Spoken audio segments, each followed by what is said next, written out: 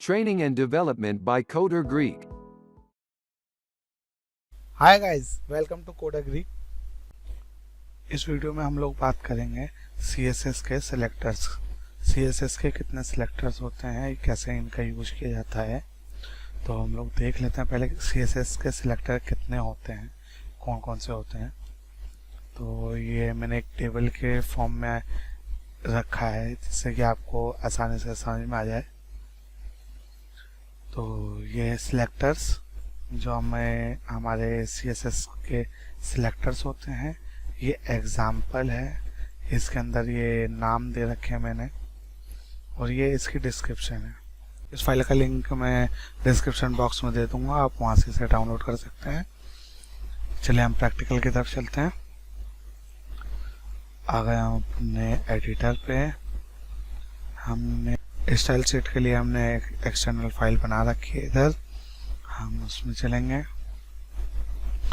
यहाँ बनाते हैं एक heading tag, this is heading tag. इसके अंदर हम बनाते हैं क्लास हेडिंग,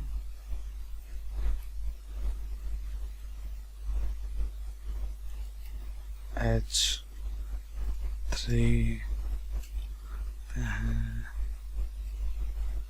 सब हेडिंग,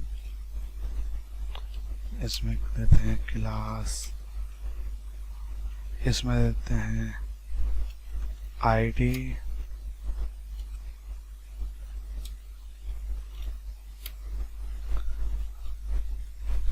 सब heading.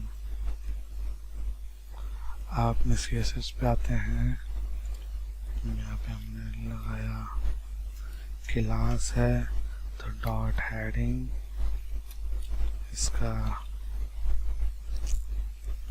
Font family, font size,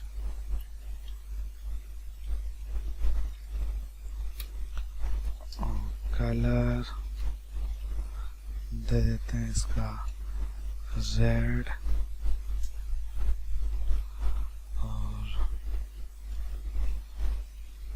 colour background colour इसमें देते हैं ब्राउन, और हमारा दूसरा सब हेडिंग है आईडी, तो इसमें हम लोग कलर दे देते हैं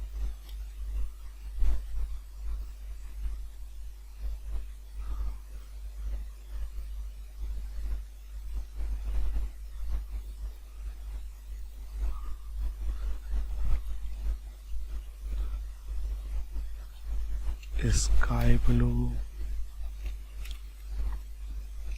फॉन्ट साइज कर देते हैं 25 पिक्सल, और फॉन्ट फैमिली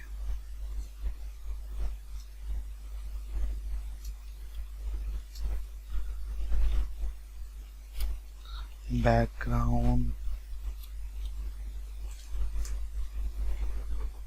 करते हैं क्रीम। सेव किया, रन किया,